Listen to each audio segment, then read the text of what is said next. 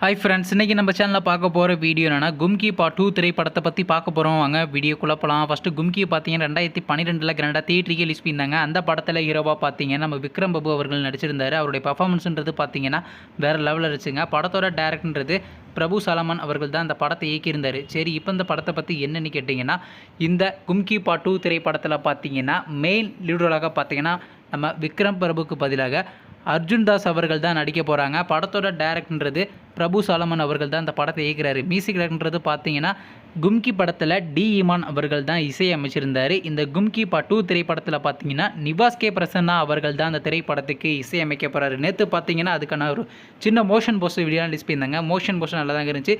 இப்போ பார்த்தீங்கன்னா இந்த திரைப்படத்துக்கான official first look poster release பண்ணிட்டாங்க. ஃபர்ஸ்ட் லுக் நல்லா தாங்க இருக்குது. உங்களுக்கு அந்த ஃபர்ஸ்ட் லுக் மற்றும் டைட்டில் லுக் பிடிச்சா நம்ம கமெண்ட் பாக்ஸில் கமெண்ட் பண்ணுங்கள்.